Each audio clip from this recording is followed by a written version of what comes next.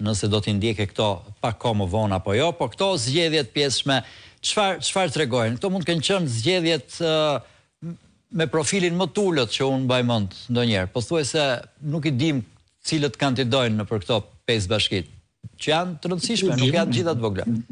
Ajo që pam, është që në bashkitë që Rama ka vërtet bashkinë e Vlorës për shembull, ai vuri një zonjë. Në cila pavarësisht aspektit është në kuadrin e zgjedhjeve që Rama bën në gjitha bashkitë që do t'i qeverisë vetë. Pra, në bashkinë e Tiranës ka vënë një zonjë që është që tund kokën se ai thotë ai ka qenë bashkëpunëtor afër të Ramës, për shumë. Po, në Durrës kemi një marionet tjetër. Po i themi Diella, me që jemi në kuadrin e teknologjisë, nuk punohet me marioneta, punohet në Diella. Diella numër 1 është në Tiranë, Diella numër 2 është në Durrës, Diella numër 3 do jetë në Vlorë.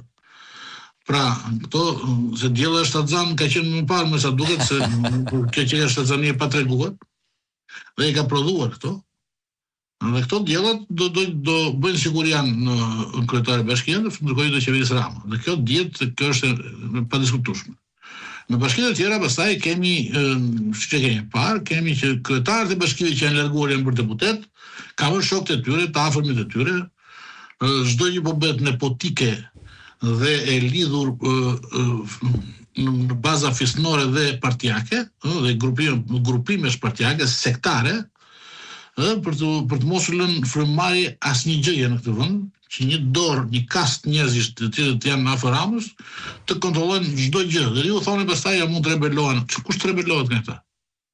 Këta janë vetë kasta që do mbrohen, do luftojnë të mbrohen, janë gati të japin gjithçka për të mbrojtur ndaj çdo sulmi, qoftë ai edhe një sulm nga spaku që ata nuk e prisnin ose mund të jetë i kontrolluar ose nuk e dinë si ku do dalë. Kështu që këto zgjedhje do konfirmojnë këtë gjë. Në diellat ka 2 diella dhe 4 familjarë dhe miq të këtyre kryetarëve të bashkive, ish kryetarëve të bashkive që janë deputet, të cilët do konfirmohen me të gjitha mënyrat, nuk zgjedhjet janë formalitet, kuptohet, sidomos zgjedhjet e pjesme ku vëmendja është e ulët, se është ndryshe nga zgjedhjet e pjesme të 2022-shit, të marsit 2022-shit, kishin një lloj vlere për Partinë Demokratike më shumë se sa për ato çfarë do për zgjedhjet lokale, për pushtetin lokal në përgjithësi. Këto zgjedhje s'kan asnjë vlerë, sepse këtu zgjedhjet kanë mbaruar vjet. Në 2023-shin, për vjet është zgjedhur dhe Këshilla Bashkiake të Partisë Socialiste. Ashtu është. Edhe është e qartë që s'ka kohë as të merret as të shpallet alternativa apo të një program dhe gjërat janë mbyllura. Kështu që vetëm një surprizë mund të ndryshojë rezultatin. E vetëm shpresë është Tirana. Sepse në opozita bëri një lëvizje shumë të fortë në Tiranë, e cila, siç e pam, ka dhënë rezultate shumë të mira dhe besoj që në Tiranë rrezikohet diçka, dhe pikërisht për këtë arsye nëse dim sot çfarë vendimi do jap gjykata kushtetuese. Po, ne kemi sondazhe që tregojnë që rrezikohet Tirana për mazhorancën në mënyrë serioze. Sondazhe që mazhoranca, po, kandidati i opozitës është shumë përpara të mazhorancës, por duke llogaritur pastaj mjetet të cilat e zakonshme që përdor mazhoranca, që i keni raport në OSBE-dit, është kokë më kokë betejë. E qartë, po. Megjithatë, një rezultat ku do t'i uleshin ndjeshëm përqindjet e votave mazhorancës, do të ishte prap një tregues. Nëse gjykata kushtetuese sot vendos të shfuqizojë shkarkimin e Erion Veliajt, pra t'ja heq zgjedhjet Tiranës, çfarë ndodh këtu në Tiranë? Domethënë ne do kemi Erion Veliajn deri në 2027 kryetar bashkie. Unë nuk e besoj që do ndodh kjo. Me delegim të Anuel Aristani, e cila është zhdukur fare nga skena gjithë të kohë, se dim ose kush drejton punët në bashki. Po, ato janë kështu gjithë, janë diella gjithë, nuk ka aty. Por unë nuk besoj se do ndodh kjo. Nuk besoj se do pushohet nga puna Ram dhe do emërohet Veliaj. Sepse pas nëse Veliaj kthehet në detyrë, e ka gjithë të drejtën të kërkojë spakut që tani çështja ka kaluar në gjykatë, ai të dalë lirë dhe të rikthehet në detyrë. Pas vendimit të gjykatës kushtetuese.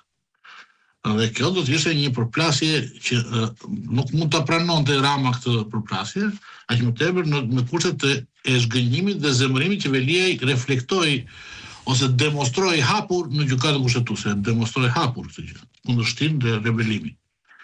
Kështu që nuk e besoj se do ketë një vendim të tillë, mund të ketë një vendim që mos jetë që ta rikthej procedurën nga e para, që të vonohet dhe majoranca të marrë kohën që i duhet për të bërë zgjedhje në një moment tjetër ose për të mos bërë zgjedhje deri në 2027. Zgjedhje që të shkarkohet Rama nuk besoj se do të ketë. Kështu, vendim që të shkarkohet Rama nuk besoj se do të ketë, ose do konfirmohet vendimi i Ramës pastaj, do kalohet në zgjedhje dhe do hyjmë në zgjedhje me mjetet e majorancës që dihet se janë, me shpresën se ata me shpresën e tyre që do fitojnë me duke bler, duke bërë shantazh, duke përdorur administratën etj.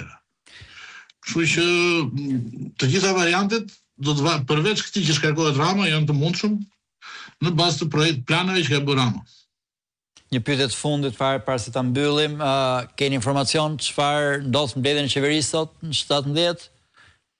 Nuk kam informacion të drejtën, është përfolur që ka një mbledhje qeverie, por në fakt është e hëndën mbledhje qeverie tonë nuk para ka, po dihet as